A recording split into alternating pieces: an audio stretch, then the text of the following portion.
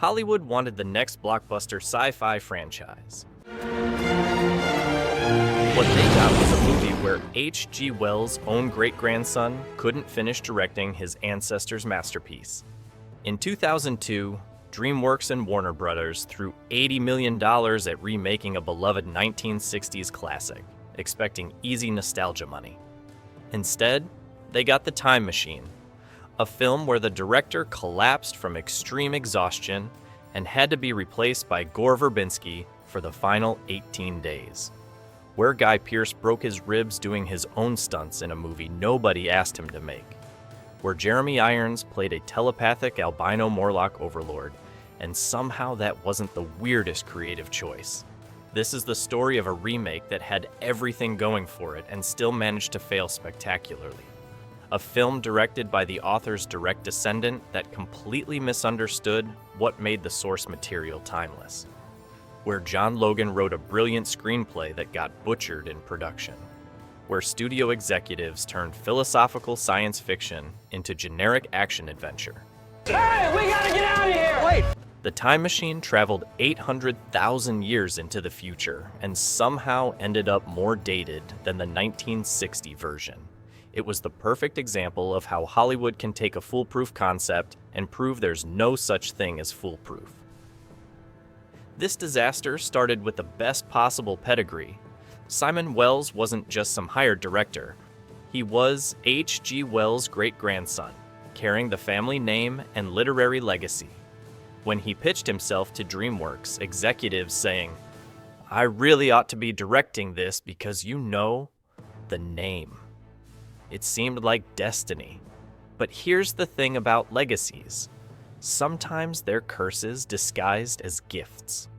Wells had spent his career directing animated films for Steven Spielberg, An American Tail, Fievel Goes West, The Prince of Egypt. He'd never touched live action, never managed an $80 million budget, never wrangled movie stars and complex practical effects. But the studio saw his last name and assumed he'd inherited his great-grandfather's genius along with his DNA. The project had been in development hell for years. Steven Spielberg was originally attached, then moved on to other projects. Brad Zilberling took over, then left over creative differences, Hollywood speak, for this is unfixable. When Wells stepped in, he inherited a script by John Logan, a massive budget, and impossible expectations. Arnold Leibovitz had been trying to make this remake since the 1980s, securing rights to the 1960 George Pal version and spending decades shopping it around Hollywood. I think it was meant to keep us away. By 2002, he finally had studio backing, A-list stars, and cutting-edge technology. What could go wrong? Everything, as it turned out. Wells would later admit, "It was a much bigger film than I had anticipated. I hadn't been aware of how draining it was going to be." Your pathetic attempt to control the world around you. That made it a not entirely pleasant experience. The great-grandson of science fiction's founding father was about to discover that DNA doesn't transfer directorial skills. Sometimes the worst person to adapt a beloved work is someone with too much emotional investment in getting it right. The star who hated his job. Finding the right actor to play a Victorian inventor obsessed with changing the past should have been easy. Guy Pearce seemed perfect, intelligent, intense, capable of carrying a big budget spectacle. What nobody anticipated was that Pearce would spend the entire production miserable, confused, and openly fighting with studio executives. In a brutally honest 2024 GQ interview, Pearce revealed the nightmare behind the scenes. "I think the process of it felt way too big for me. I can't make sense of this idea of studio films where you just get told what to do by people afraid to lose their jobs." The problem started immediately. Studio executives wanted to control everything about Pearce's appearance and performance. There were discussions at the beginning about how I was going to look. A couple of the executives say, "No, he'll just cut his hair and he'll just do this and he'll do that." And I'm in the room going, "Hello? I'm immediately feeling like my intuition doesn't mean anything here." Pearce broke ribs doing his own stunts. suffered multiple injuries throughout production, and later admitted, "I'm not at all happy with what I did in it." The lead actor was basically phoning in his performance while literally bleeding for the role. Producers kept telling him they didn't like what he was doing, creating an atmosphere where creativity went to die. But here's the twisted irony. Pierce's disconnected, confused performance actually worked for the character. Alexander Hartdagen is supposed to be a man displaced in time, struggling to understand his circumstances. Pierce's obvious discomfort translates perfectly to a Victorian scientist trying to navigate impossible situations. The man who didn't want to be there somehow became the perfect person to play someone who didn't belong. 18 days before the end of production, Simon Wells collapsed. Not creatively, literally. Extreme exhaustion was the official diagnosis, but everyone knew what had really happened. The great-grandson of H.G. Wells had been crushed under the weight of his own inheritance. Wells later described the experience as learning on the job on a film that kept changing to essentially a different film. Every day brought new studio notes, script revisions, and executive interference. The philosophical science fiction he wanted to make kept getting transformed into generic action-adventure by committee. Gore Verbinski was brought in to finish the last 18 days of shooting. This wasn't unusual. Directors get replaced all the time. But having the Pirates of the Caribbean Helmer finish a delicate time travel romance was like having a rock band finish a symphony. Different energy, different sensibilities, different understanding of what the movie was supposed to be. Wells returned for post-production, trying to edit together footage shot by two different people with two different visions. The final cut feels fractured because it literally is. A movie completed by committee, stitched together from incompatible pieces. But here's what makes this tragedy perfect. Wells' breakdown became part of the story. The Time Machine is about a man obsessed with fixing the past who destroys his future in the process. Simon Wells spent years trying to honor his great-grandfather's legacy and ended up creating something that betrayed it completely. The director's real-life failure to finish his mission mirrors the protagonist's impossible quest perfectly. Sometimes life imitates art so closely, it becomes indistinguishable from intentional metaphor. March 8th, 2002. The Time Machine opened in 2,944 theaters with a $22.6 million weekend. Not terrible, but not great for an $80 million budget.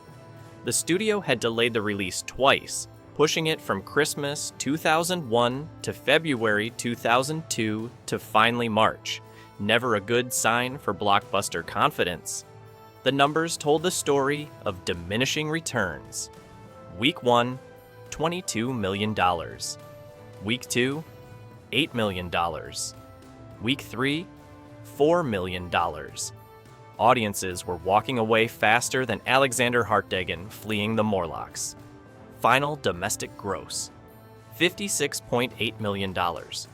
International sales pushed the worldwide total to $123 million, but after marketing costs and theater splits, the movie lost tens of millions. Critics were merciless.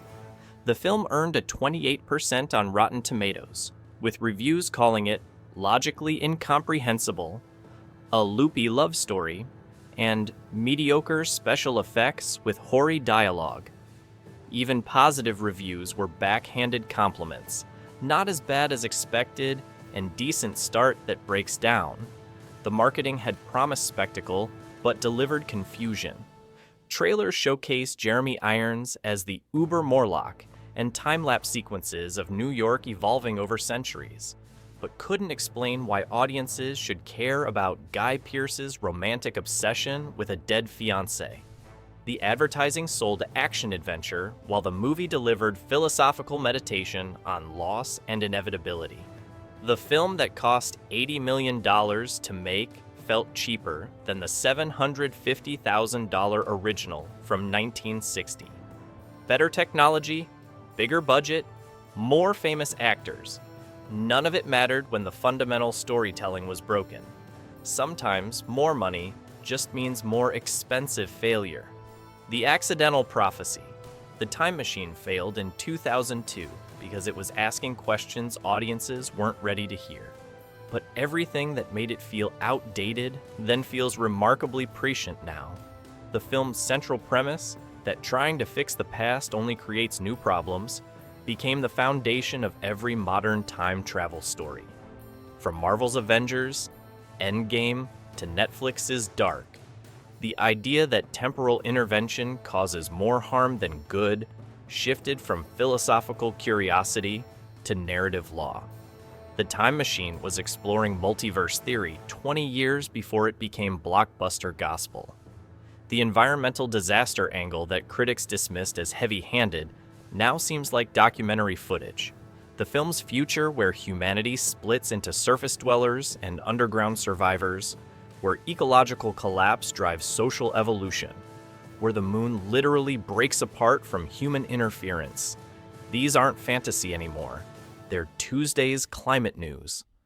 Even the film's production disaster predicted Hollywood's future problems. A legendary director's descendant unable to finish his inherited project. Studio executives micromanaging creative decisions. Actors openly unhappy with their roles, but contractually obligated to finish. The replacement director changing the entire film's tone. This isn't just the Time Machine's story. It's every major studio production from the last decade.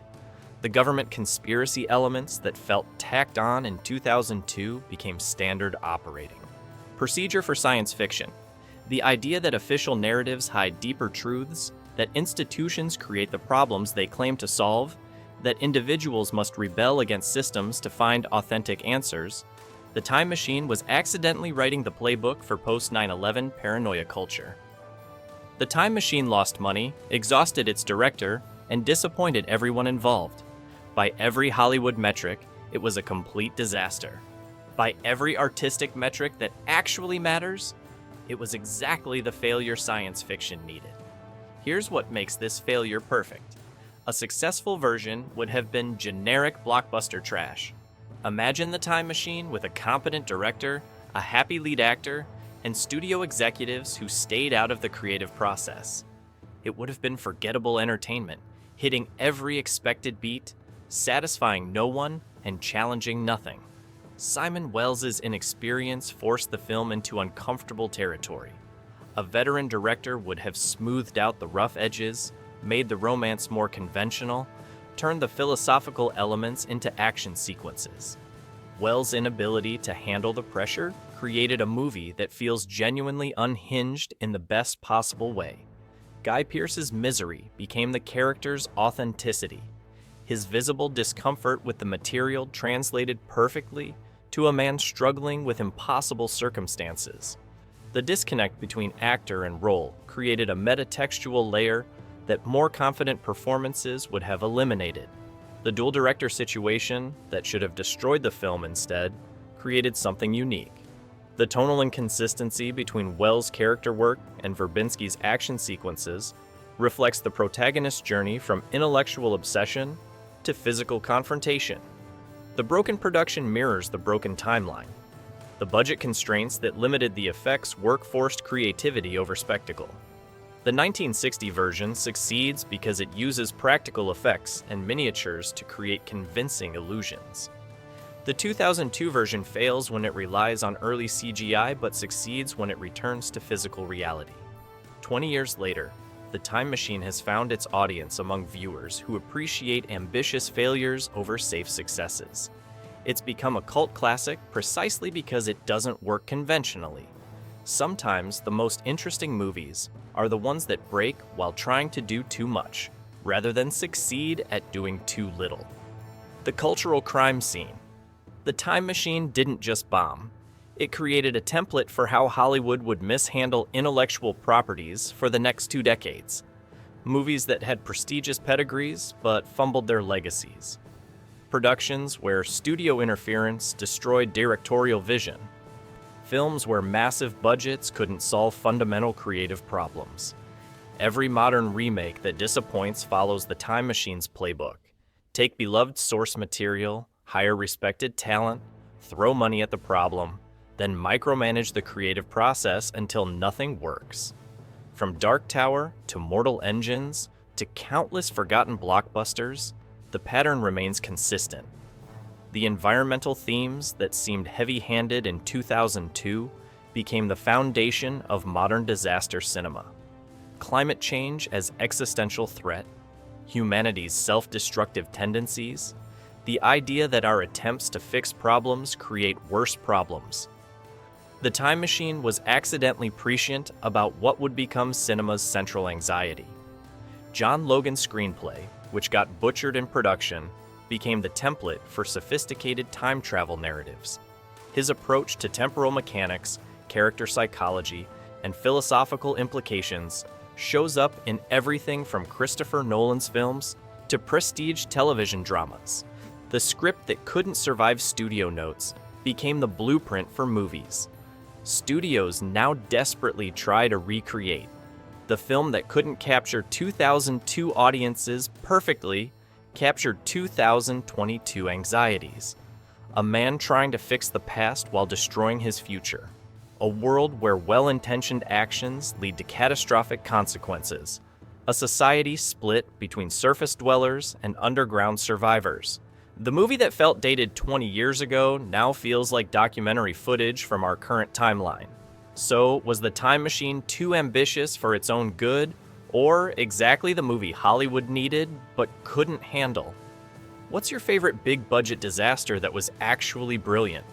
Drop your thoughts below and subscribe for more stories about movies that bombed so hard they created their own timeline.